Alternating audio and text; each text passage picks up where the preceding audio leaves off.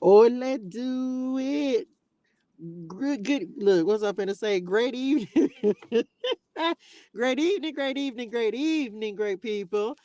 How are y'all doing today? I hope you're having a fantastic day. Welcome to A Word in the Wilderness, Bible Clarity Challenge, day number 11. Day number 11. Y'all, I had to come on here and tell y'all this story because I cannot make this up. I hope you're doing well and that today is going fantastic for you. Happy new moon in Capricorn. Happy new moon in Capricorn. Y'all, it has been a cray crayness day. It has been a cray crayness day. I receive it. Um, the messages have been crazy. It's just been like a series of events that have happened. Padre God showing up and showing out like Padre God does. Um, I'm finna tell y'all what happened. If you haven't watched this morning's message, please make sure that you go and do that because it was like a lot going on in that message today. Um, it was just a lot, y'all. So, oh, because we're not, huh? Okay, so then that's why I'm gonna go ahead and talk about it. So, again, happy new moon in Capricorn. Make sure you watch this morning's message. I also recorded for messages for all the fire signs and the earth signs today. So make sure you check those out. Um, it's a lot going on, y'all, but we doing Bible study. Okay, we're doing Bible study now. Okay, a word in the wilderness. This is day 11. We're on Genesis chapter 20 and 21. Genesis chapter 20 and 21. That's what we'll be doing today. Um, I'm gonna eat after I get done with this. I really don't be eating because I be working during the daytime, so I'm gonna do better. So some of y'all make sure that you are eating. Okay, make sure you're eating. So Genesis chapter 20 and 21 today. So let me just tell y'all what happened. So you have to go watch the readings as well, the messages that I posted today, because it was going down in the TMs, baby. It was going down in the TMs. A lot of revelation energy. Today is a day of new beginnings. It's a day of progress. Really moving forward, setting intentions. So today it was just like super crazy. But I got to tell y'all what happened. So and I've never really had a moment like this, and so this is why I want to share it. So if you are watching, so you can go watch the Virgo reading, you will see this. It actually happened. Did I write down at the time that it was that it happened? It was the Virgo reading. Where did I write it?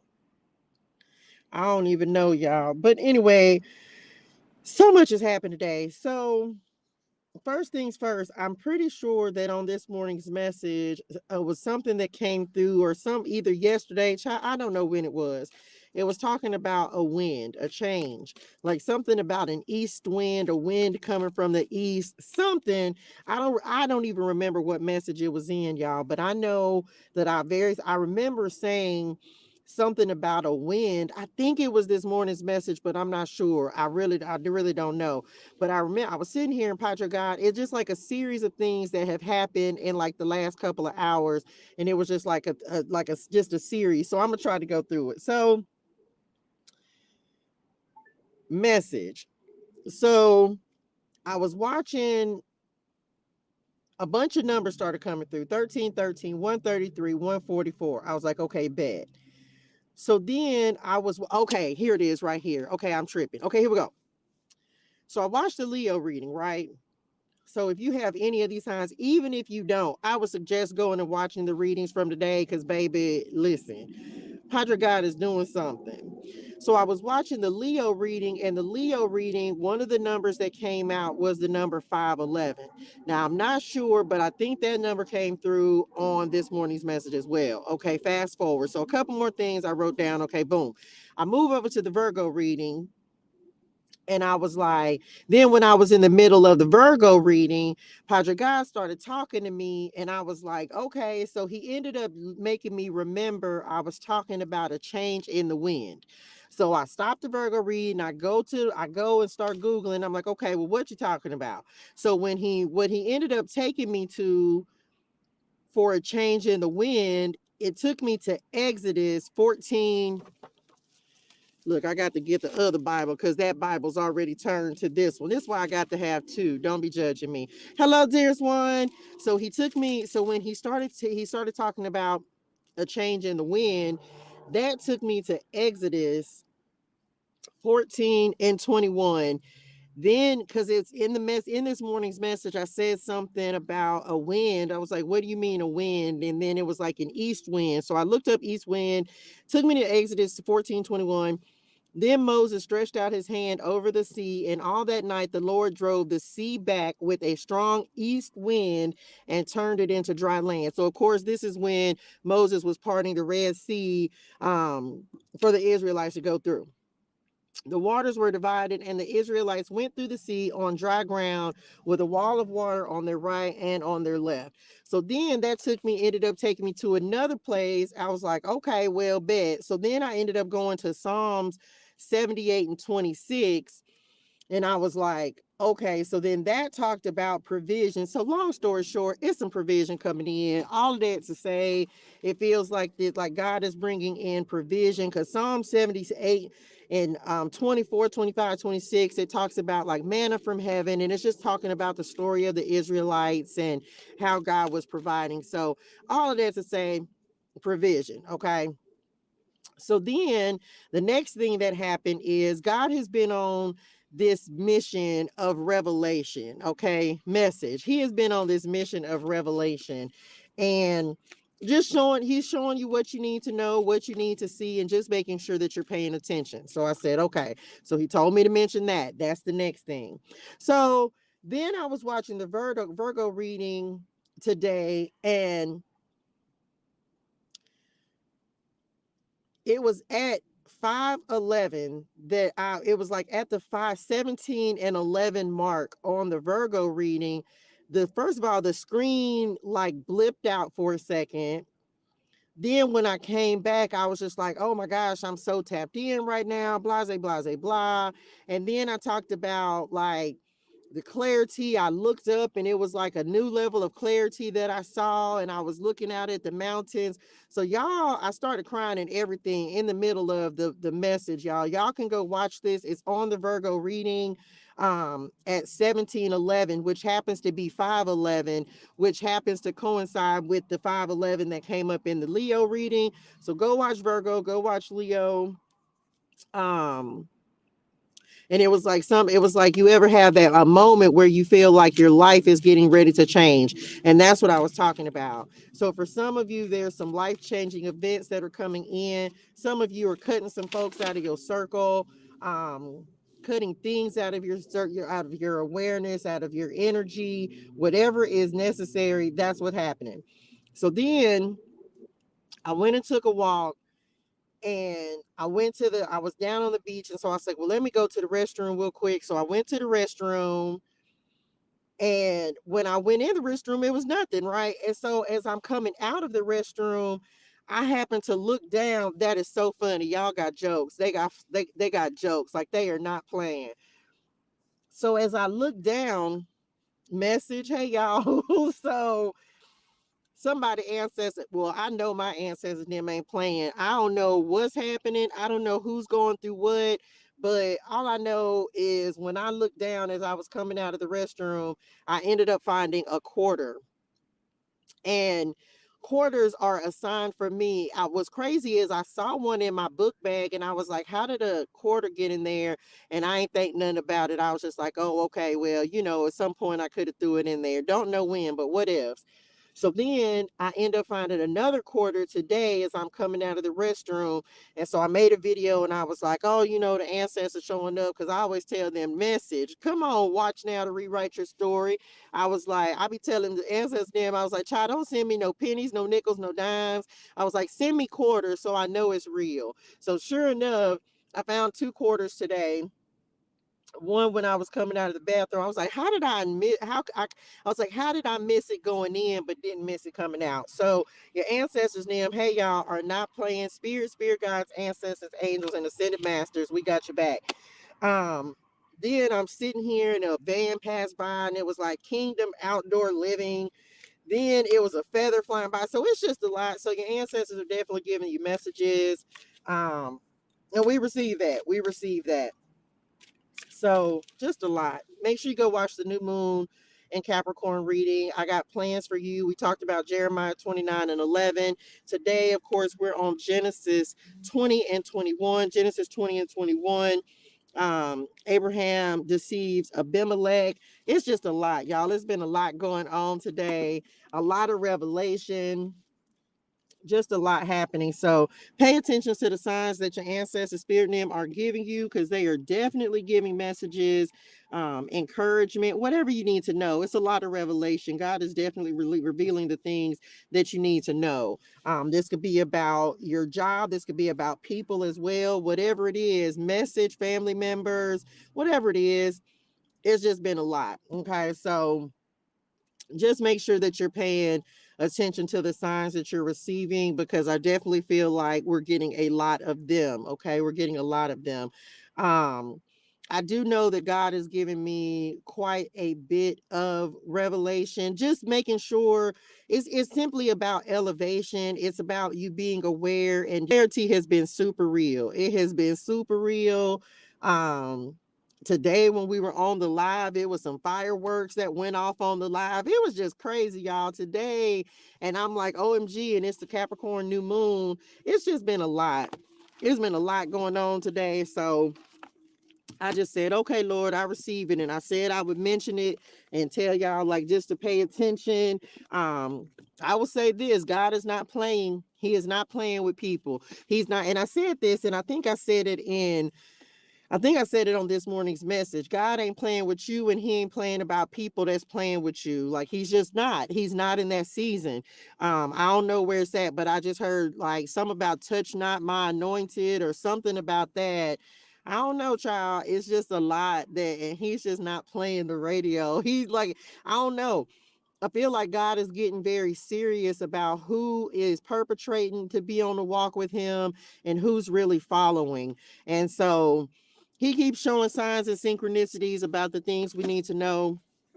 And I feel like that's just for all of us. So just pay attention to what you're getting. And this is the thing, you don't have to do anything. Hit dog gonna holler. Let me say that. That's something that I heard it earlier on this morning's message. A hit dog gonna holler.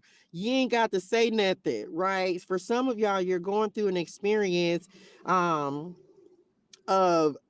people revealing themselves. You know, you don't have to say anything, that people are going to reveal themselves. You're not going to have to do anything. People are going to reveal themselves. And I talk about this a lot, because the thing is like, you don't have to do anything about it. God going to take care of it. He going to take care of it, because he's just not in a season. It's like, it's too much work for us to do out here.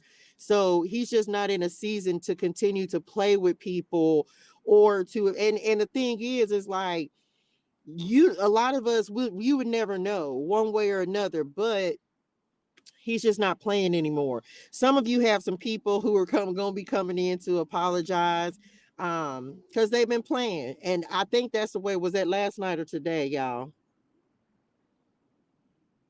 I don't know. Like, God said something about, either that was yesterday, I don't know, but it was like playing in God's face and playing in yours as well. He just ain't with it. He just ain't with it. So he's people are revealing themselves. It's like manifesting, right?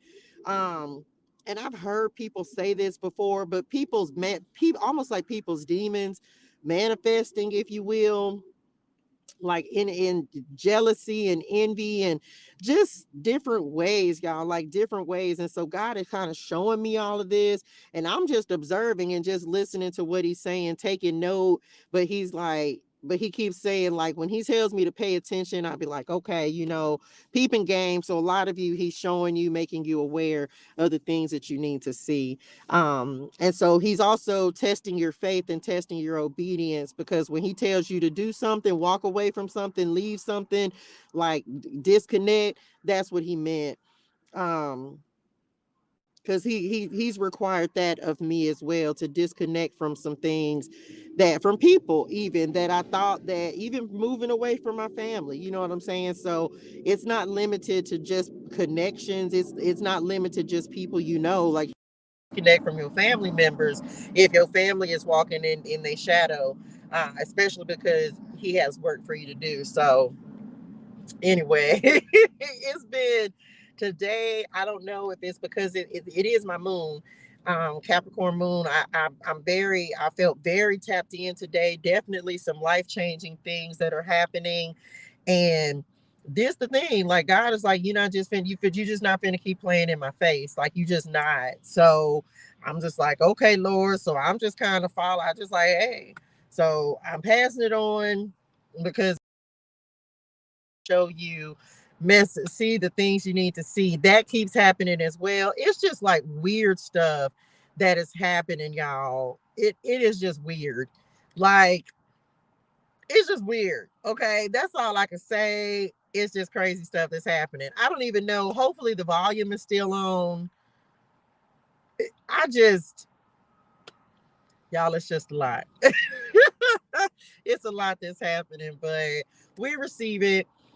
We receive it, and hopefully, I hope you're still able to hear this. But my phone been tripping all day. Okay, my phone been tripping all day. The volume been tripping. Like it's just been so much crazy stuff happening today. Um, anyway, that's it. That's it. So we finna read Genesis, and I don't know because I was even asking the Lord. I was like, "Well, where is all this coming from?" But we're getting ready to talk about some like Abraham deceives Abimelech, right? So we're getting ready to talk about that, and so I think that everything that God is showing me, it feels like y'all that it's aligning with where we are in the Scripture as well. Whatever we're reading, whatever we're getting ready to start, it's almost like God is giving me knowledge and wisdom before I even read this because I'm not reading it before I come on here. And so I really feel like what he's doing is he's preparing me for whatever we're getting ready to talk about, if that makes sense. So in that realm, in that vein, we're getting ready to talk about how Abraham deceived Abimelech. um Child, look, this gonna be a struggle. Well, we gonna thug it out. I'm gonna try to anyway. Hold on, let me turn this on, y'all, because I'm gonna need some light to try to read this. I forgot I got my contacts in, and I was supposed to go get some contact lens solution today, and I forgot. I started recording, and then I forgot. So hopefully y'all can still hear me. I don't, child, a mess. I forgot. I want to take them out. Hold on, y'all. What time is it? Don't judge me. Don't judge me. I got to take these out so I can read. Child, I can't read with these things in my eyes. Uno momento. Some people don't like to see you messing around with your eyes. So hold on, y'all. I got to, because I'm not gonna be able to read with them. So don't look if you're sensitive about it. Child, listen. Makeup all over the contact lens. Okay, I'm back. Sorry, y'all. Hold on. Look, I'm talking about I ain't had but 2 squirts of that little liquid gone, child. It's over with. Look, I just washed my hands and now I got the. Here we go. Okay, I'm back. Child, let's see. Because I wasn't going to be able to see not Nathaniel, okay, with them contact lenses in. Not nothing. Okay, I'm back. So I can't see y'all. I cannot read with my contact lenses. They are for far distance. All my glasses and my contact lenses are for far vision. I can see fine up close. I just can't see far away. Like you get about here, it's oh wit. Oh wit. Okay. We are on Genesis, y'all. Genesis chapter 20. Abraham deceives Abimelech. Y'all like the live, share the live, share the love. Thank y'all so much for tapping in for a word in the wilderness Bible Clarity Challenge Day 11. Day 11. Okay. Here we go. Of course, yesterday we talked about Sodom and Gomorrah was destroyed. Lot and his daughters cutting up. We not even giving y'all no energy today. So now we finna talk about somebody else who cutting up, child. Abraham deceives Abimelech. And we gonna see what happens with that. Hey, Jamila Nim. Um, what was I getting ready? Thank you, dearest one. I went and looked up what you had posted, which the comment. about the coin in the fish's mouth, y'all, I'ma just be honest with y'all. Let me just say this real quick. Padre God got me putting out so many messages. I don't even think message. I don't even think I don't have time. I hadn't watched all of them, and some of them I don't watch. Like I be trying to watch them all, but I had forgot to look that up.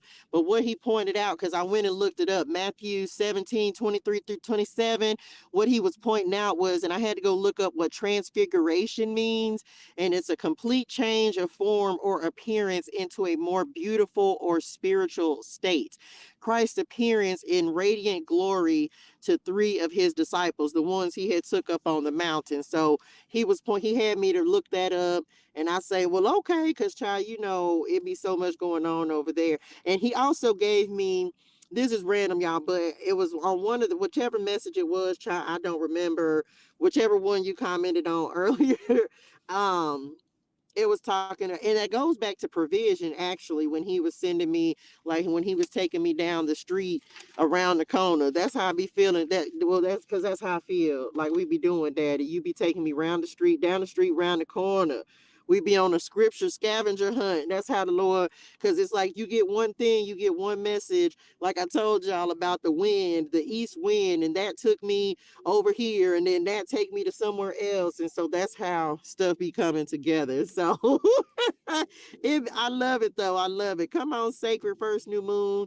Um, because it's teaching me, so then I can come on here and be like, y'all, let me show y'all what I found. Let me have told y'all what Padre God said, because that's literally all it is. Like, he just started talking to me, and I'll be like, I love it. I love it.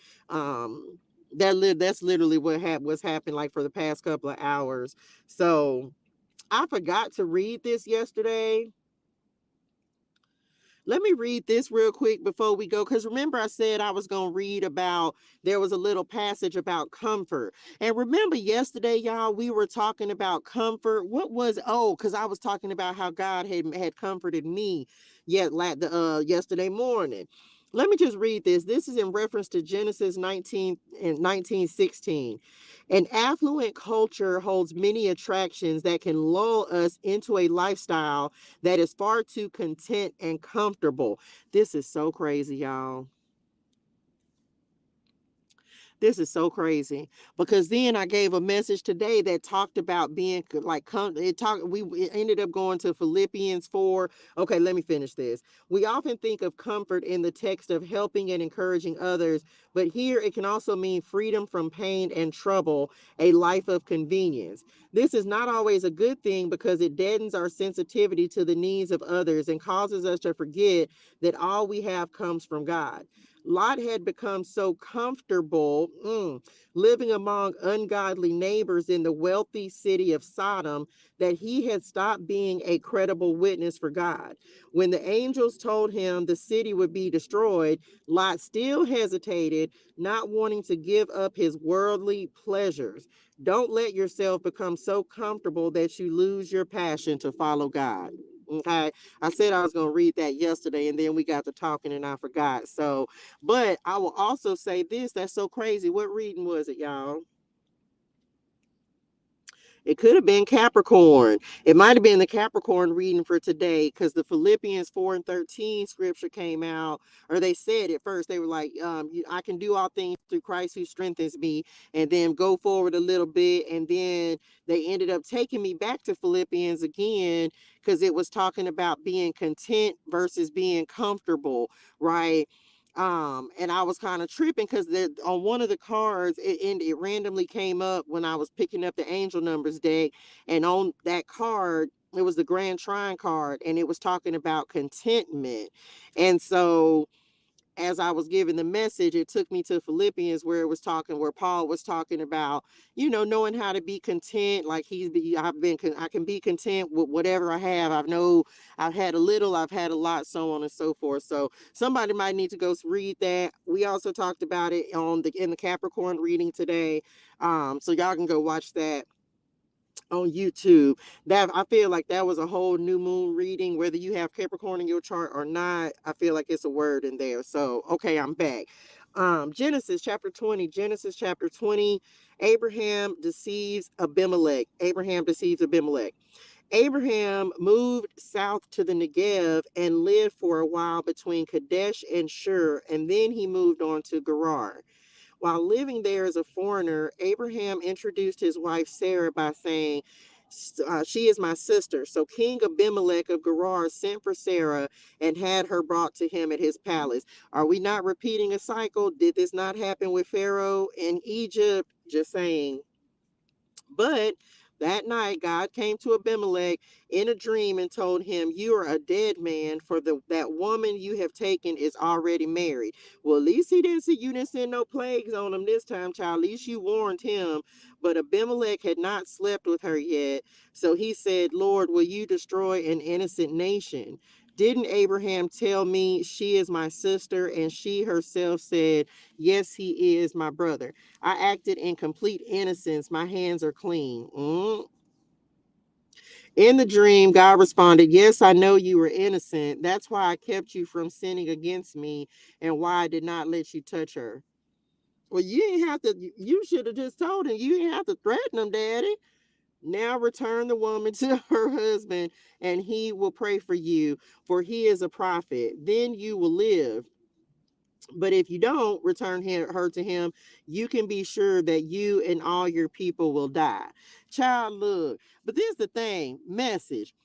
Daddy, ancestor, spirit name, Abraham, spirit name, Sarah, spirit name, ancestors. Y'all be doing the whole most. Y'all be getting folks in trouble. See, I can't be bothered with y'all. Y'all y'all be getting folks in trouble. Y'all got for the plagues coming in. So you had slept. So Sarah, child, don't tell me she was a strumpet.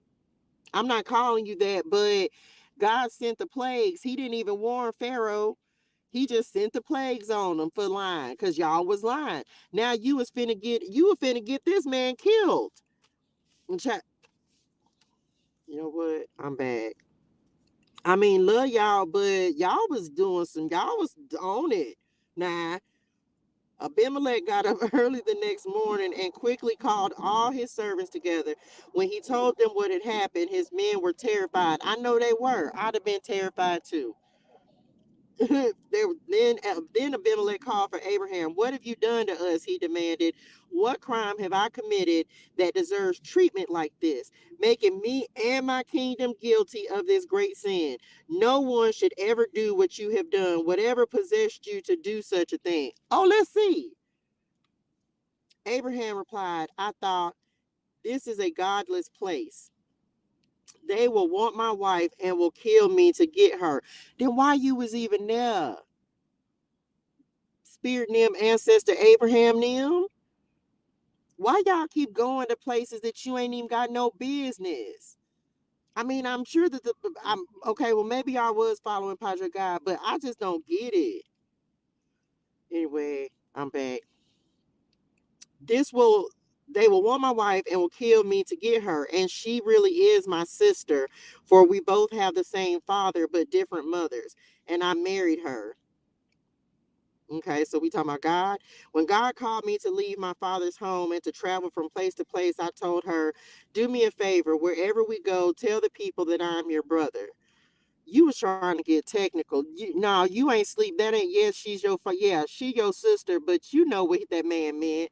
Then Abimelech took some of his sheep and goats, cattle, and male and female servants, and he presented them to Abraham. He also returned his wife Sarah to him. Then Abimelech said, "I know y'all said go on, go on.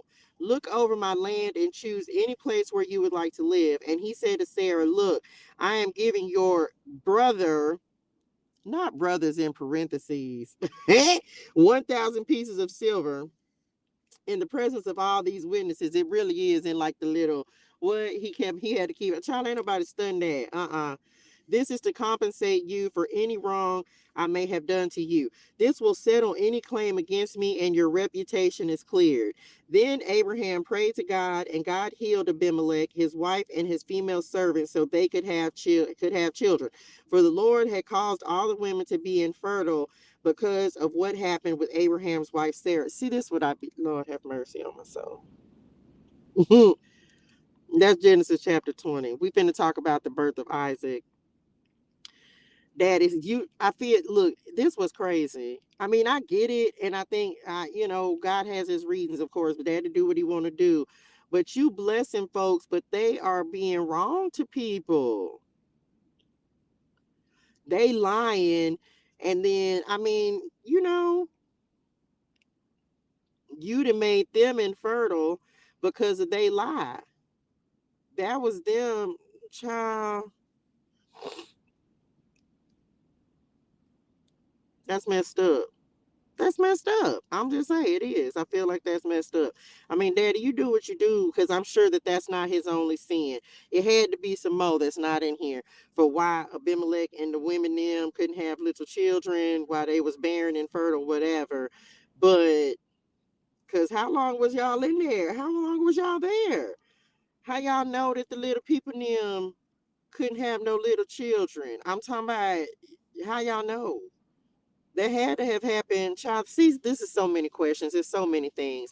But I will say this. There's so much, there's such a love y'all ancestors, Spirit Nim, Abraham, Sarah Nim. But man, there's the lack of accountability is real.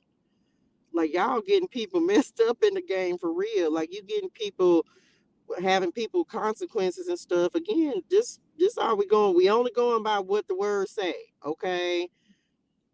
Like y'all lying and it's getting other people in trouble, like other people suffering the consequences for the lies that you tell. And that happens a lot of times. See, we was just talking about being deceitful. So you can, one person, you can lie and somebody else suffer the consequences. And so that's why a lie ain't nothing to tell. A lie ain't nothing to tell because you never know who is going to affect, how it is going to impact someone with the lie that you told. It's like someone saying, "Oh, some such and such did something to me," but you know you lying, and then now somebody gonna pay the consequence for it. And a lot of times it ain't you until later. You know what I'm saying? Like it's just crazy, y'all. It's crazy. That's why you just got to come from a place of integrity. And then, but so luckily the Lord still gonna bless y'all. Now, this the other thing. This can't have been in order. Let's just talk about. So this the thing. Didn't we just read about a son being promised to Sarah? I thought Sarah was 50 years old. Baby, somebody wanted Sarah old or not. She was worn out. That's what they said. Is anything too hard for the Lord? How could a worn out a worn out woman like me enjoy such a pleasure? This had to happen before. It had to. Child, I'm gonna have to figure this out. And somebody gonna have to teach this to me in chronological, or I'm gonna have to read it in chronological. Cause surely this had to happen before that. Okay, I'm back. You know what I'm talking about? She was old as Methuselah. Why? I'm surely Abimelech didn't want her, so this must have had happened before that. Okay, I'm back. The birth of Isaac. The Lord kept his word and did for Sarah exactly what he had promised. She became pregnant and she gave birth to a son. Because I know Abimelech wasn't trying to get the goodies and she was like a honey. I mean, I'm just saying. Okay, well, somebody need to put the Bible in order because surely that story should have came before. Anyway, I'm back.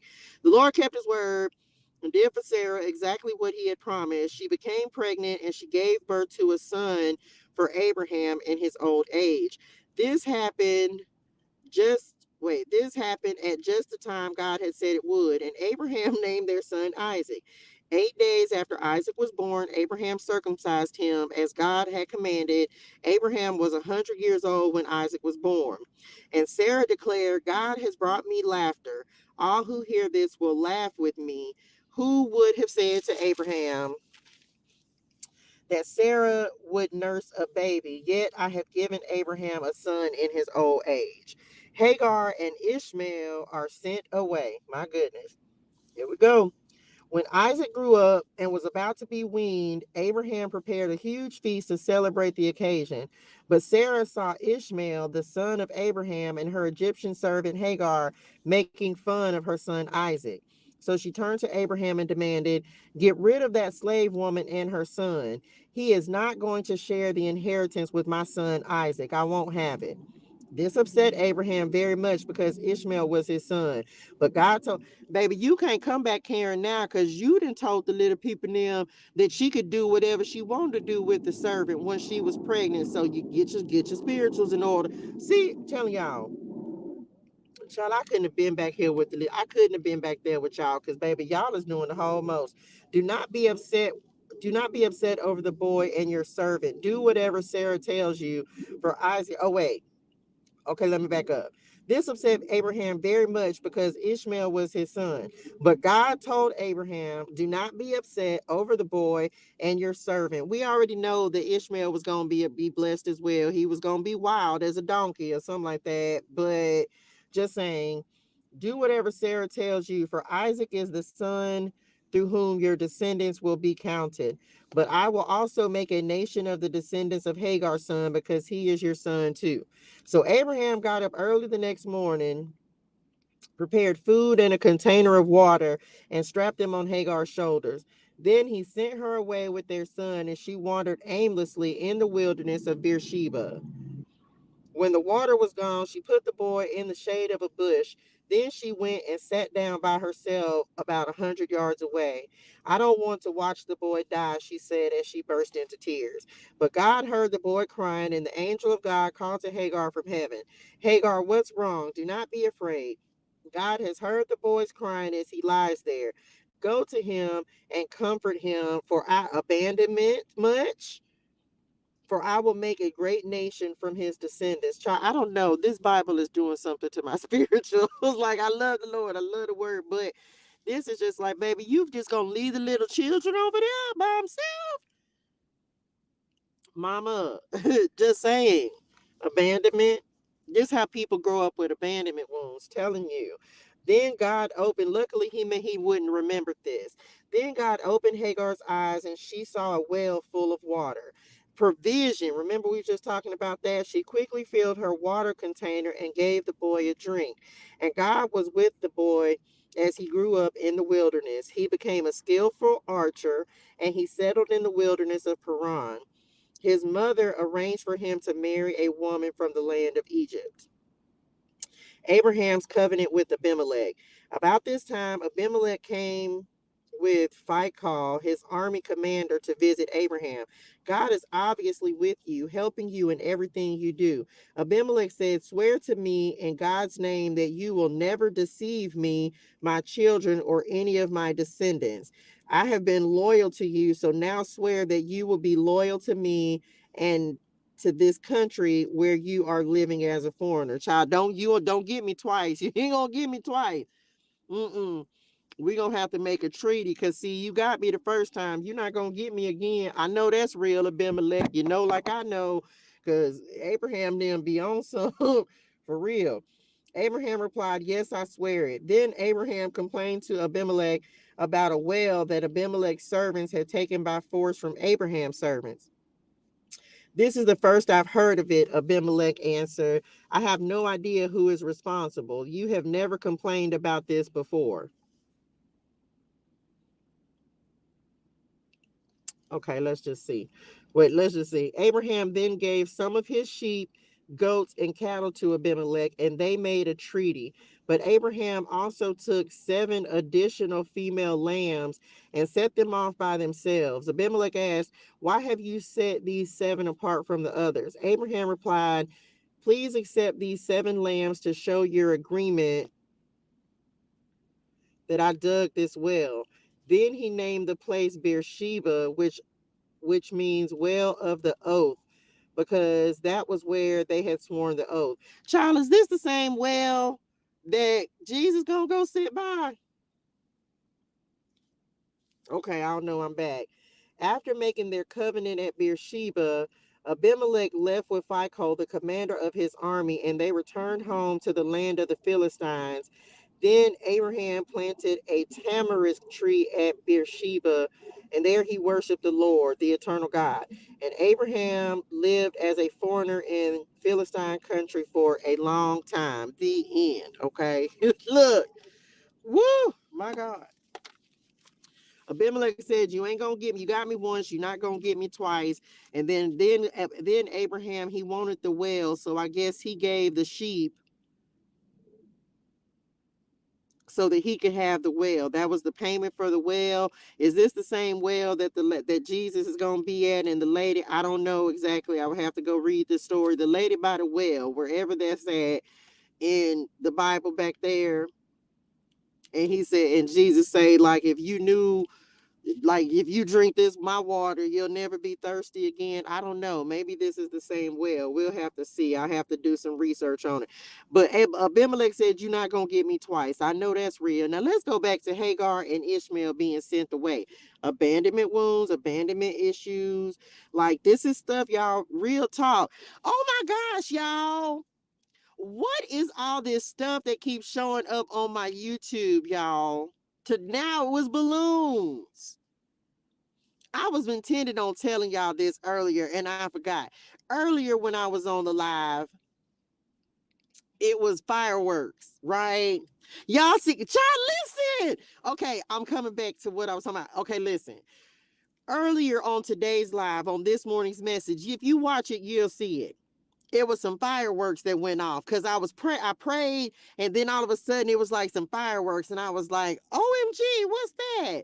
And so I had never seen it before. And I was like, what was that, y'all? And so then that was that. And now I look up and it's some balloons. Y'all, what does this stuff mean? Anyway, I even looked it up. I even looked it up. They be sending distractions. I don't know, child. We finna get back to it. But the fact that I done seen some balloons and some fireworks in the same day, something. I don't know. Okay, I'm back.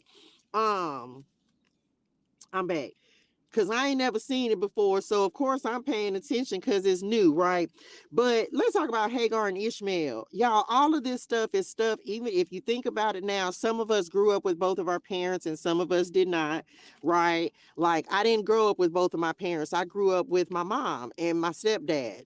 And so but it also created abandonment issues and abandonment wounds that I had to deal with as an adult, right? So luckily, hey, Ishmael was a little bitty baby, but come on, Hagar, they had already told you, the angel had already found you the first time and told you that your son was gonna be, you know what I'm saying, that he was gonna be great. Oh, them glasses look so good, y'all. I'm sorry. After I beat and wore my contacts all day, when I put these glasses on, it just feels like I can just see the entire world. Okay, I'm back. And so the clarity is real. So they didn't already told you that your son was gonna be blessed as well. You finna let the little honey one, and you done left him over there by himself. What he was supposed to do? What if something would have got him? Something would have got him, right? So anyway, I'm glad that the angel of the Lord called down from heaven and said, "Go get the little honey one, and go get the little children, right? Go get the little children, so that because ain't nothing gonna happen to him. He gonna be great and everything." So I'm glad that, but that just goes to show you we be dealing with this stuff in real life. Even now, a lot of people, a lot of children, it's abandonment wounds, abandonment issues, things like that. So it just, I think, I really just feel like, and when we say nothing new under the sun, y'all, it be so much that happens in the Bible that speaks to so many things that we're dealing with right now. Okay, liars, cheaters, people, other people suffering the consequences for the lies that we tell, because all of us done told a lie at some point in our life, right? um because ain't nobody perfect. The only perfect person that ever existed is Jesus. So everybody has told a lie or a non-truth or a half-truth at some point, but there's always a consequence. There's always a consequence for not telling the truth. And so we have to recognize that. And the more that you read the Bible, the more you just be like, man, y'all just need to do right. You know what I'm saying? We just need to do right. Um, this also, what else is coming to me is just like, listen, if God said he gonna do something, it just amazes me. And it's so much easier just for me looking at this, right? Me reading this, us reading the Bible from the beginning, it literally is just like, man, I don't see how, if all these things that God has done in their lives, how he's blessed them, how he keeps showing up, like, why do you, how could you still question? It's the same thing that I say right now, and this is for all of us, right? Where, how can you continue to question if you just look back on your life, and it could be, you could look back to yesterday or something, some blessing that the Lord provided, something he brought you through, something that he did, and it was just like you couldn't do it from in your own strength, something that the Lord brought you through. And what he's like showing me is, how can you continue to doubt when you didn't know how to get out of that situation, or that whatever it was, you didn't know how the bill was going to be paid. I go back to using my phone bill, right? I had no idea how my phone bill was going to be paid. I have no idea how my car note is going to be paid. But I know that the Lord is going to come through. Why? Because he always does. And so I don't understand. Like, it's almost like one of the an eternal question I'm probably going to have for the entirety of the Bible. What does it take? Even with the disciples, with Jesus in the New Testament, it's like, what does it take to make you a believer? Right? If God has rescued you from so many things, God provided you a son after you did something wrong, after, instead of just waiting on the Lord, like he said, you the one, now you done put Hagar and Ishmael out because you and your feelings, but you the one who told him that. Now, sure enough, Abraham shouldn't have slept with the woman. He had free will, but you proposed the idea, then you came back and got mad because he did it. But it's like, well, you should have never said anything. You should have never even proposed it. I did it because you said maybe I can have descendants through her. It's because since she was barren and she couldn't have her own. And then now that he did what you asked him to do, even though he could have said no, now you mad. Now here's Hagar and Ishmael. Now you like, oh, I got my own son now, so they need to go. Get them out of here. Hold on, dude. Like, hold on, lady. It just be a lot, y'all. And that I think that's something we all deal with as well. And it's just like, I don't know. In the simplest things, I just feel like, what does it take? That's something that I ask. It's like, what does God have to do to make people believe in him? Whether it's big, whether it's small, like, what does he have to do to make you a believer? If the things he's already done ain't enough, then what else does it take? And I say this to myself all the time, because it's like, how can I not believe when I can look back on the things that he's delivered me from, or the things that is like just a way out of no way, manna from heaven, as we was talking about, like in Psalms, what, 70, whatever it was, in 26. Like, what does it take for people to believe in the Lord? I don't know. I don't know. For me, he shows up with just the fact that I'm still living and breathing every day. It's like, well, okay, well, thank you, Lord, I'm still here. What does that say to me? That could have come as a Cain and Abel, choosing one over the other. So many times he came through. So many times. So many times. True story, right? True story. That's a great way to think of it. That's Cain. It could be Cain and Abel the same kind of way. The difference is, thank God for God. Like, Ishmael didn't die, right? But it's like, it very, very much so. And it's almost like, and I don't know. It's just, I don't know. I mean, I understand because Isaac is the one that the Lord was going to count his descendants and all of that. But at the same time, man, it's like, but ain't that, come on, Lord, ain't that stuff that happens now in real life? Think about when you have, like, man, come on, God. Think about when you have people whether it's a mother or a father, right? You get with a woman, if you're a man, you get with a woman and she don't like your children from your first wife or your girlfriend or your baby mama or whatever. So you up here trying to please her, so you ain't doing right by, come on now, this is my own life experience. You up here trying to do right by her children, but disowning your own. Ain't that crazy that we still dealing with the same stuff in real life in real time? And if you a woman, you get with a man and he don't like your son or your daughter because they not his. So now you treating them some type of way because you trying to be all up in this man or this woman face, taking how it resonates your spirituals, who or whatever you subscribe to. Ain't that crazy? But those are the types of things that we still deal with right now. And where does it come from? It's like, okay, well, we see it. It's from the beginning of time. It's just like we just be repeating cycles. Like all of this stuff is stuff that we have learned and just seen happen over and over. Same thing with wasn't David, like it was 1,500 of them, and they was like, oh, him? Oh no, he just out there tending to the sheep. But he was the one that the Lord, it's always that one, right? It's just, I don't know. That's just my thought. That just came to my spirituals right then. But it's just like, the one, the 99 and the one. I know that's not the same reference, but it's just like, man, y'all, this is stuff. And this is why these kind of conversations are important, because you'll start to see yourself, your own life situations in the Bible. And people think it's just a compilation of stories. No, look at your own life and say, man, did I have to go through that? My father, and this is no shade, my father raised other children, but he didn't raise me. Right. And those children don't really speak with him anymore, and because it's like he did his job with them and now they've moved on.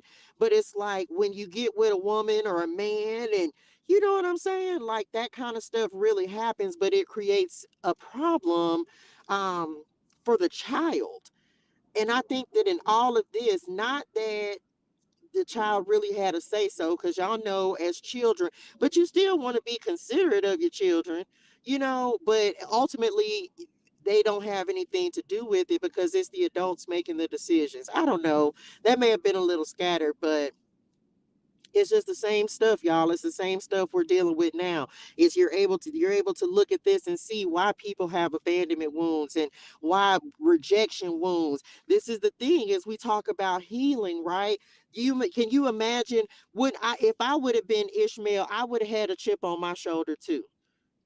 I'd have had a chip on my shoulder, like, man, you chose him over me, and I'm your firstborn. So, and then we gonna see, like, that was his firstborn. So, with that firstborn, lastborn, look at how beautiful the sky is, y'all. I wish I could show that to y'all. It's so pretty today.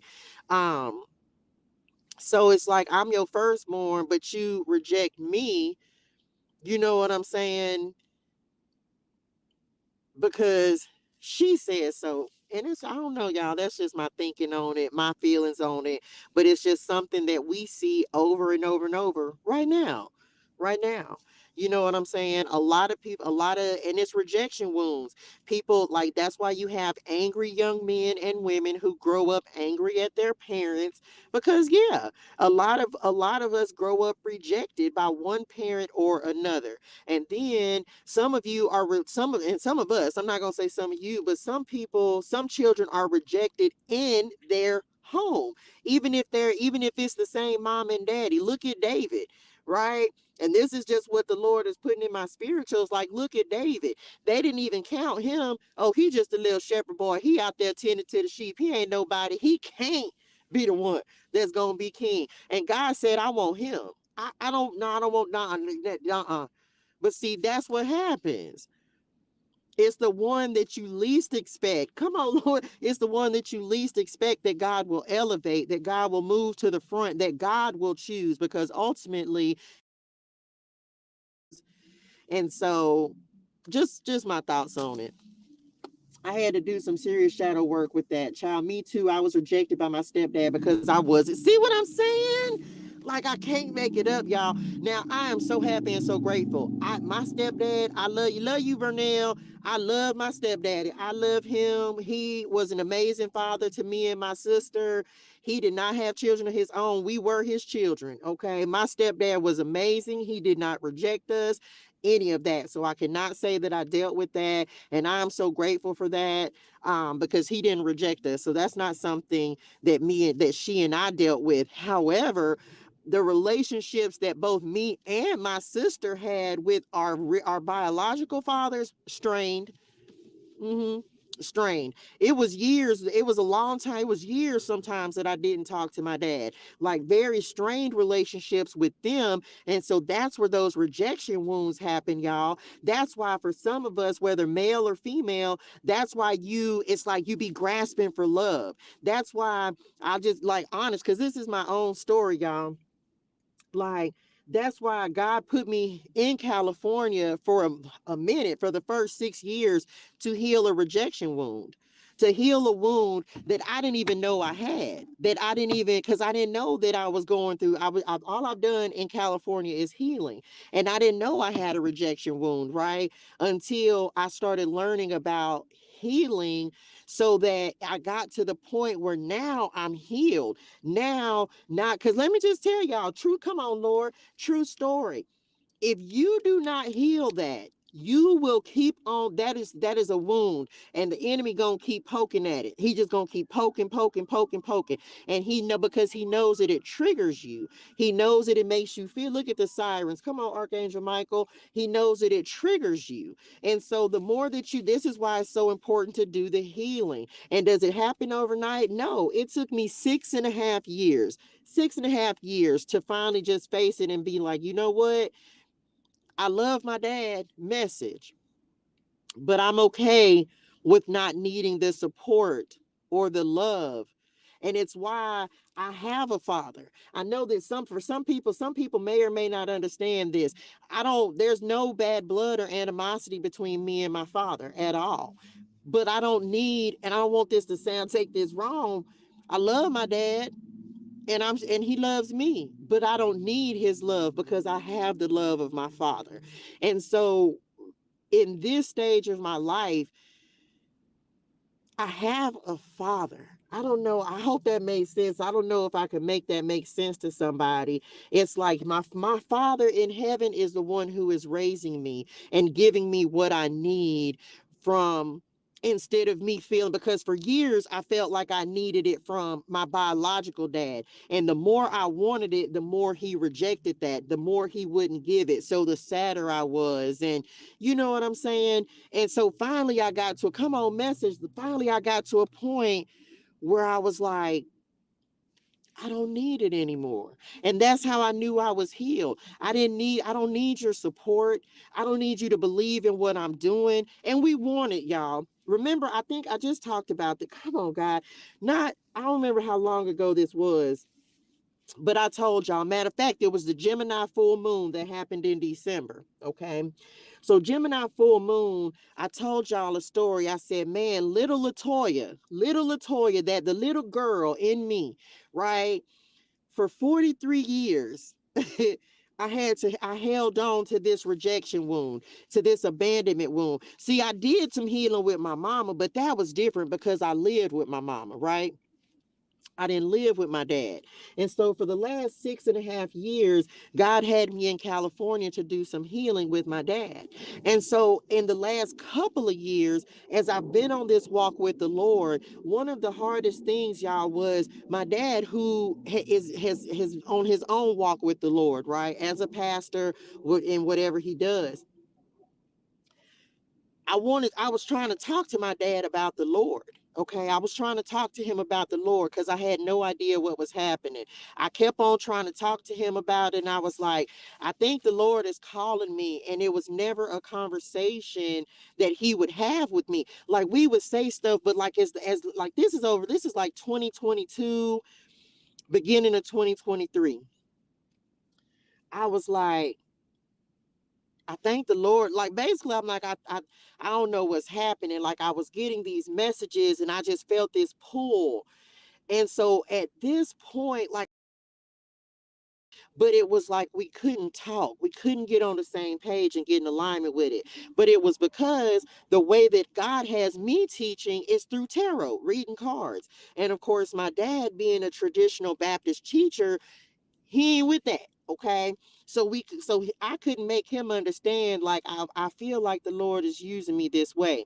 And so I had this rejection wound, y'all, because I was like, he don't want to help me. He's not listening. And so it took me all the way back to little Latoya, who felt rejected, right? And so I told y'all this back in December. I sat down for the first time. I sat down because as I've been on this travel, y'all, as I've been on this walk, me and my dad ain't really talked for real, for real. Like, if I would go back into San Diego, I pop up and visit or whatever, but he don't know what I got going on. He don't watch me on social media. We don't talk on the phone, like nothing, right? Cool. And so, but I've been in this process of healing for a while. So the last time, one of the last times, this was, and this how I knew I was healed, y'all. Gemini full moon. I think I had just gotten back to California, and for the first time I sat down. I went to my dad's house and I was sitting there, and for the first time I just said some things to my dad that I have never had the courage to say. I told him, I attempted to tell him how I felt, and he was a little defensive, you know. And this is my story, and so this is not, this is just what happened, because this is from my perspective, healing a rejection wound. And so I just finally, for the first time in 43 years, just the little girl in me, the little girl who always wanted a father. Like, you see some fathers, like fathers who are really there for their children, right? And you see that and you be like, man, the little girl in me always wanted that. But how I knew I was healed was because the Lord, Father God, El Shaddai, Jehovah Jireh, if you will, was like, you have that in me. And so I no longer needed that comforting. I no longer needed my biological dad as my protector, which he'd never really been. You know what I'm saying? And that's how I knew I was healed, because it was like when I finally was able to just say what I needed to say, um, I felt so free. And the response I got was it let me know that I was healed, y'all. So some of you, and this is just advice, right? This is just guidance insofar as healing rejection wounds. You can want something, but sometimes it all comes back to, people can't give you what they don't know how to give. And sometimes they know how to give it and they just don't want to. So you got to put yourself into that equation wherever it goes, right? Wherever you fit. Either somebody doesn't know how to do it or they're just choosing not to. Message. But you got to be honest with yourself. And that's the first step to healing those wounds, those rejection wounds. It's like we want it, but then when you really on your walk with the Lord, you don't need that anymore, because you have a father who's giving you everything you need. Just last night, as we talked about comfort, I don't need I love my dad. But I don't need his love is not what matters to me anymore. The love of my true father, for lack of a better way to put it, is what is so important. So I don't know who needed that message. And that's, as we're talking about, and maybe that was the message for this Bible study, right? When we talk about rejection wounds, but it's hard, y'all. I'm not going to say it wasn't, because there were a lot of times where I just kept on putting myself, because I kept on wanting it. And I heard it, and it was like, listen, holidays. Matter of fact, it was Tabitha Brown. Shout out Tabitha Brown, because y'all, I tell y'all, my grandmama be speaking to me through Tab. And sometimes the messages she give ain't for me, but this particular day, it was for me. And I knew it was, because I know, like, it's just my grandmama, and I know this. She just, anyway, I'm back. So this particular day, and I don't even know how long ago this was. Like, Tab came through. I just clicked on the Tab, came through the word. She was like, why you keep putting yourself through a cycle? She said, holidays don't change people. I say, hold on, wait a minute. So I knew it was for me, because at the time it was like, she was like, why you still put holidays on? I say, you know what? Okay. It was like received, right? And so it was one of the things. It's like, so you, at some point, you got to stop putting yourself through the cycle of letting yourself be hurt. And that's when I knew that I was healed. And that's when the Lord spoke to me and he was just like, I'm going to give you everything you need. And I was like, okay. And so that was that. And I just let it go. Right. Um, just saying, y'all, just saying. So that just came through. I'm telling y'all, insofar as healing rejection wounds, and I don't think that I can't say that but it literally is just the message that I needed at that time. And for some of y'all, this will be the message that's going to make you start healing this rejection wound, because you're going to start to recognize it. And once, as the more you continue your walk with the Lord, you're going to be like, man, I really do have a father that's given me all of this. Just saying. Not to say it's easy, but once you heal it, it's worth it. And then it just doesn't affect you the same anymore. It just doesn't. Unfortunately, I had to do a lot of my healing with my mama insofar as rejection wounds, with her being in the spirit. And of course, I ended up feeling more rejected because now she gone and I'm sitting there. I'm like 20, what I think I was turning, what, 26, 27. No, I was turning 27 because she died 2 days before my birthday. So I was getting ready to turn 27. And then 2 days before that, she died. And so now it was another rejection wound. And it took me 10 years to heal that with my mama, to heal from that wound of, what I'm saying, my mama not being here. Took me 10 years. And it was, of course, when I went through the most difficult and challenging part of my life. That's how I got addicted to drugs, depression, all that kind of stuff. Right. And so at some point, the Lord, you just pray and you like, Lord, just deliver me from it. Like, I don't want to be hurt. I don't want to feel like this. I don't want to go through this anymore. You know what I'm saying? It definitely was. And some of us have to unfortunately experience those situations from both parents, one parent or the other, sometimes both parents, sometimes your children,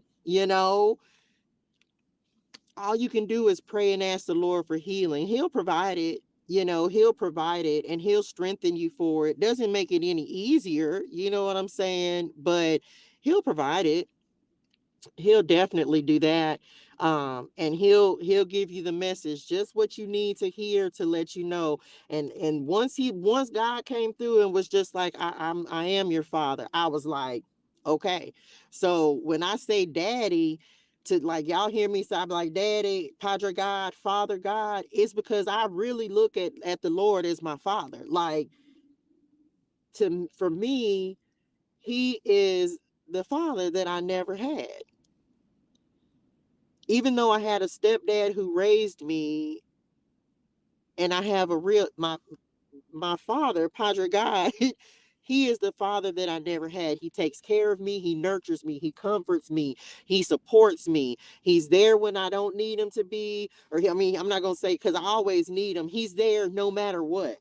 My father was killed the day him and my mom was going to announce to the family she was pregnant with me. Oh my gosh, I felt like I was cheated, but honestly, with God as my higher father, I'm okay. I'm not cheated. Sending you so much love, light, and healing. See what I'm saying? So you can definitely resonate with that. It's like, yeah, when I be like, daddy, I need this, daddy, and you can understand that. And you go through feeling cheated. You feel like, man, why didn't I get to have that experience? Why didn't I get to, you know, have the dad that was taking you places and treating you like a princess? I did not have that, y'all. Okay. I didn't have it. And what's crazy is my mama was a daddy's girl. And my grandfather, who I've talked about and has been coming through so much here lately in this last week, he died when I was 3 years old. And then my other grandfather, so I never had any male figures in my life per se. Like neither one of my grandfathers, I didn't have a relationship with them. I was 3 when my mama daddy died. My other grandfather, who just recently transitioned last year, I never knew him for real. I only saw him maybe 3 or 4 times in the entirety of my life and his, because now he's gone to spirit. And so never having, people be like my grandpa, and I'd be like, child, I ain't know him. Like, so you not don't have that. And that's one of the things that I will say this in the same vein of that is like, I'm so, even though my son, I didn't provide him great role models with the men that I dated. And so, because I was toxic. So I had toxic men around him. So I'm so grateful. But even my son had to heal a rejection wound. And my son is with his father right now. Y'all know this since last year when I became homeless, my son couldn't be with me. So the Lord made a way so that my son was able to go with his dad because he couldn't live with me here in the car. And but at the same time, I also realized that my son needed to heal the rejection wound with his own dad. So y'all see, this is all generational kind of stuff. And I feel like that's why the Lord has us talking about it, because it's generational, y'all. Like, we sometimes we look at it as just us, and we look at the things like, oh, we break in money karma and all. No, baby, we trying to heal rejection wounds that have been travel down, addictions, all kind of things that have been passed down, just keep on going and going and going until we say, okay, the buck stops here. Thank God for God, my son is not, what I'm saying, going to be an adult like I was trying to heal a rejection wound with his dad. He was able to actually do that with now. You know what I'm saying? Like, it's crazy, y'all. So this is the kind of stuff where we talk about generational. It literally comes from it's not new. This is something that are like lines and forever. So says the word. Like, we really, when we say we healing generational stuff, we breaking generational curses and karma, we really are, y'all. Like, it's so much bigger than us. And so that's something that God just keeps showing me. It's so much bigger than us. It's so much bigger than us. Okay. And it's so much bigger. Most of the time we be like, oh, generational, like it's money. No, man, it's so much bigger. I told y'all, the drug use, the drug abuse, that stopped with me. Period. Because had I not broken that, I would have passed that on to my children. So, you have to look in your own family and see, like, what is it that everybody keeps, like, it's my, like, whatever, what is it that everybody, that it just keeps on, seems like it's repeating no matter what family members you look at. Thank God for God, like my uncle, the only one that's still living, him and his son have a fantastic relationship. You know what I'm saying? Yeah. So thank God for that, and that his son he was able to be there for his son as well. So thank you all. I know he up there with my, yeah, absolutely, absolutely. He definitely is. He definitely is sending so much love, light, and healing energy to you and your mom and your family. Because I can't even imagine. At least my dad is still alive. You know what I'm saying? My stepdad is still alive, so I can't say I have that experience. Wouldn't even know how to, you know, go through that. Starting to think the Bible is, oh, it absolutely. Absolutely. There's no doubt about it. The Bible just simply reflects to us things that we need to heal within ourselves. Everything's not going to pertain, but you either know somebody or know somebody who, or know somebody. You going to see something that you resonate with in the Bible. It is most certainly a book of healing, the book of healing. It has every answer to every problem, to every question, to every single thing that we need in life. Everything. There's nothing that you cannot find in the Bible. It's why it's so important for people to read it, but unfortunately, we're not in a culture of healing, but this is what we're learning how to do. It's one of the things, like, man, we got to come on, divine alignment, Matthew 6 and 33, right? Matthew 6 and 33. It's like this, we have to heal these things. We have to heal them so that we can all grow and be successful, and so that we can really break generational curses. And this is what it is. Just saying. There's not a single thing that you go through in life, I don't care what it is, that you cannot find an answer for in the Bible. Nothing. There's nothing. There is an answer for you, and you might have to do some research, but you ain't gonna have to look far. You ain't gonna have to look far. Look, telling you Matthew 6:33, but seek ye first the kingdom of God and his righteousness, and all these things shall be added unto you. You ain't gonna have to look far. You can go anywhere, Google it, and it's gonna take you right to where you need to go. And that's why I be like, man, I don't understand how people ain't reading the Bible, but it also speaks to, do you really want to be healed? Come on, Jesus. Ain't that what Jesus asked? Do you want, come on, Lord, do you want to be healed? Ain't that what he asked? I don't know where it's said in the word. I just heard it's like, do you want to be healed? Because if you really want to be healed, you gonna follow him. You gonna, and everybody don't. And it's unfortunate, but you want to be healed? That's what Jesus asked. Do you want to be healed? It's either a yes or it's a no. Follow me. I'll show you. You want to be healed? Follow me. You want to be healed? Follow me. So all I'm trying to do is say, hey, I know you got this going on. Go follow Jesus. I don't have any answers. All my answers are coming from this. This is it. You want your life to change? Here's the answer. You want something different? Here's the answer. You want, like, this is nothing that I'm doing. This is God saying, hey, go tell people about this book. Go tell people about the word. Go tell people about Jesus and tell them to follow. Okay. That's all you got to do? Sure. Sign me up. And for us to be reading it again at the age that we are, and in this time we are receiving, I'm talking about what? Because this the thing, when we was down there living in the world and doing worldly things, we weren't concerned about healing. But the closer you get to, when you start looking backwards and you looking forwards and looking backwards, I think this is why, come on, God, I think this is why people have a midlife crisis, because you start to realize that you have more time behind you than you have ahead. Because once you get to a certain age, your body starts breaking down, things start going wrong. You know, when you 18, you expecting to have a long life, you expecting to live another 50, 60, 70 years. But when you get to about 30, 40ish, life starts to change. Your body starts to change. You start going through things that let you know, like, man, I don't know if I got, I don't know how much time I got left. You don't expect to live 50 or 60 years when you, unfortunately, because of the things that we eat, health problems, whatever it is, you don't expect to live another 50, 60, 70 years like you did when you were 20.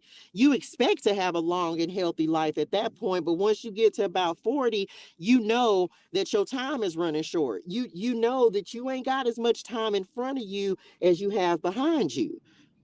So that's when people start going through this midlife and saying, man, did I get my, am I living right? Am I doing the right things?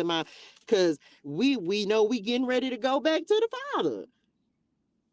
My personal opinion, so I think that that's why, yes, at this age, I'm gonna read it and reread it and reread it and reread it, because I need to make sure, am I, did I get myself right? Am I good to go? I ain't got that much time left. I got to make sure I messed up. For me personally, man, I wasn't the first. Yeah, I was a healer, I was a nurse and all that good stuff, and that's cool, but it was a whole lot of years that I was not living right. I wasn't doing the right things. I was lying, I was cheating, I was fornicating, I was doing a whole lot of wrong stuff, y'all.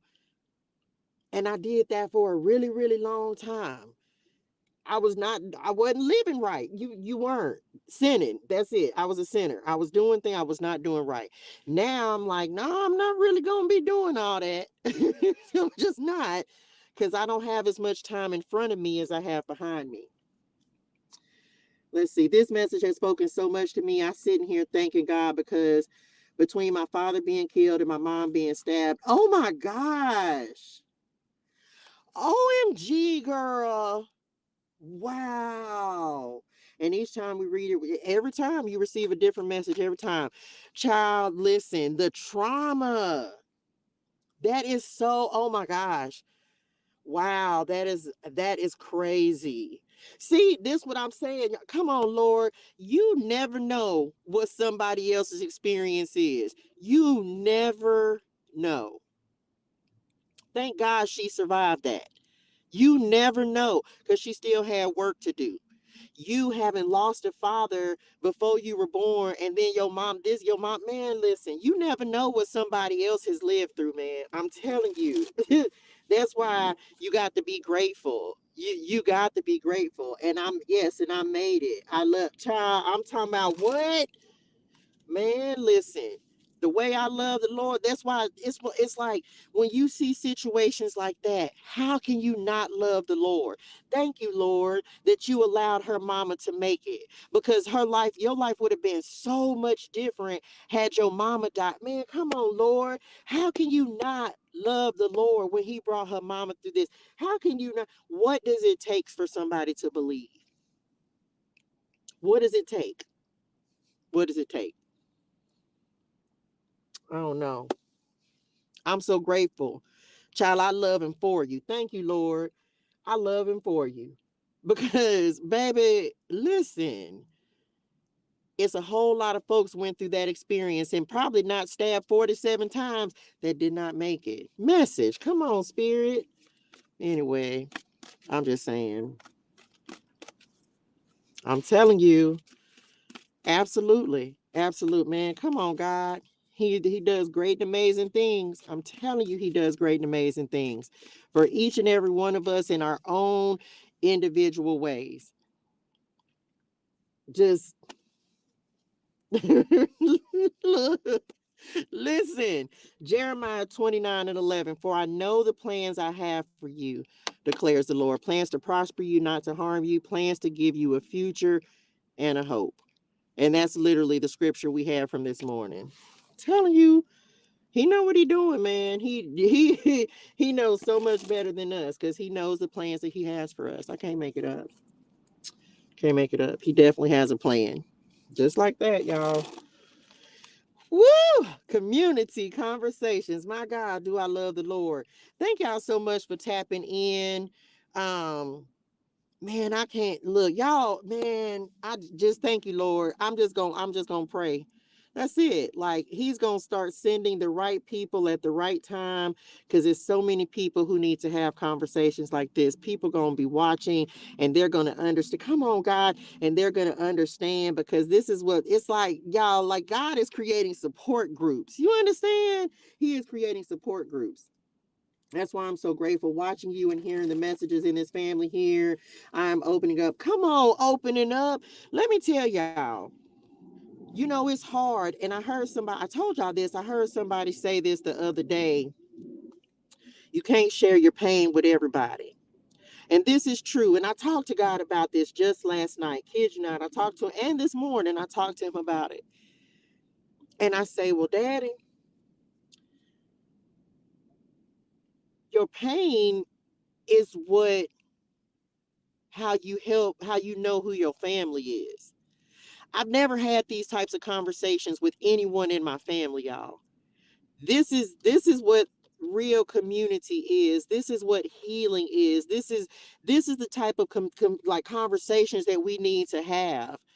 Because if you don't have nobody to talk to, as we sitting here talking about the connections we don't have and the family we don't have, and we everybody can't afford therapy. I've been to therapy, right? I have. But I'm telling you, it's something different when you can finally say some stuff that's been on your mind and been on your chest, and ain't nobody on here finna to try to use it against you.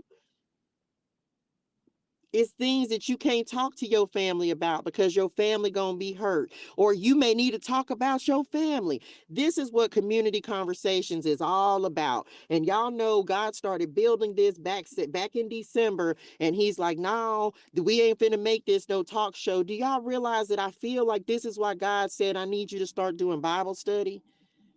Who am I to do Bible study? You want me? You sure you want me to do it? But it's because we all need a safe place where we feel. And for this was crazy, y'all's messages don't even show up on the videos. So if I'm not reading them, they don't even know. All they see is a video of me talking to y'all in the chat. But a lot of us don't have a safe place. You can't talk to your family about everything because, yeah, guess what? Your family will use stuff against you too. It's about being around people who are like minded and who you can actually share with, who ain't going to try to use your pain against you. So, this is why God is building these type of communities, y'all. This is why God is saying, hey, use your platform for something different.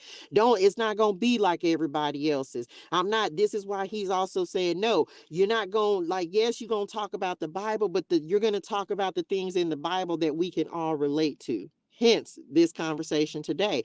Some type of way, we all have all gone through some type of rejection wound, abandonment wound, something. But it's like, but if you don't know how to deal with it or can't even talk about it, how are you supposed to heal it? Message. And that's the whole reason that he has me doing this. We got to be able to start talking about and having real conversations about this stuff. Because if we don't, it's just going to perpetuate a cycle over and over and over. So if one person is healed from it, if me coming from a healed place saying, hey, this is what happened for me, and it ain't easy and it's going to hurt sometimes, but let me tell you my experience, and then it may make you start looking at it and saying, because it make me look up here and say, man, I'm so happy and so grateful. I feel some type of way about my mama dying, but at least I wasn't 9 years old and went through what Jamila went through. You see what I'm saying? This is why you got to be grateful. This is why you got to heal this stuff before you still have time. Heal it within yourself, heal it within your families, heal it so that you ain't regretting it when you get to the other side. You ain't doing healing with your mama. Because me and my mama didn't have this, a whole nother conversation for another day. We didn't have the greatest of relationships. She was a crackhead. She stole from me. She wasn't, you know what I'm saying? So that's a whole nother conversation. But I had to do healing with her in the spirit. Some of us don't even get the opportunity to know someone, and we don't get the opportunity. We don't even know what kind of person they were other than pictures and stories or what someone has told you. So this is why we got to be grateful. Crazy as it sounds, like we got to heal some stuff, y'all, and I feel like that's what God is using this platform to be, so we can have community conversations. That's it. I can say to you, Jamila, I am your friend, your sister, your auntie, whatever you need me to be in the moment you need me. Absolutely. I think that we're all here to be just that for each other. Whatever we need to be, I think that's what we're all here for. Okay. Anyway, that's it, y'all. This was so beautiful. I want to say thank y'all so much for showing up, right? Just showing up and continuing to show up, or continuing to, tap in with me, continuing to allow me to be a messenger, to speak life into you, positivity into you. Thank y'all so much.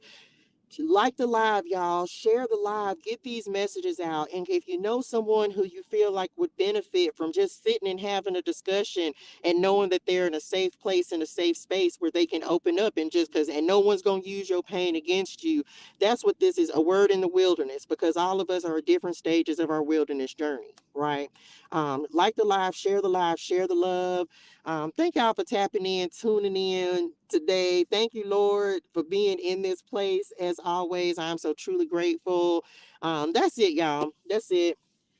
I'm finna go eat some dinner. I have not eaten all day. I really only be eating like one time a day, and it seemed like I don't eat till around this time. So that's it, y'all. I'm not live in the morning. Friday mornings are my day where I'm still recording, but I'm not live. I don't do this morning's message. I will be back tomorrow morning or tomorrow evening at 5 p.m. Um, Pacific Standard Time. We are. This is family. It's exactly what it is. It's family. We are with each other with love in our hearts. Absolutely. The love of the Lord.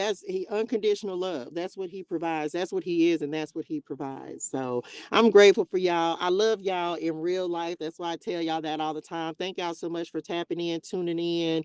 I will see y'all tomorrow at 5 p.m. Y'all go be great and amazing. Okay. Have a fantastic and amazing evening in purpose and on purpose. And I'll see y'all tomorrow. Okay. Love y'all. Bye, y'all.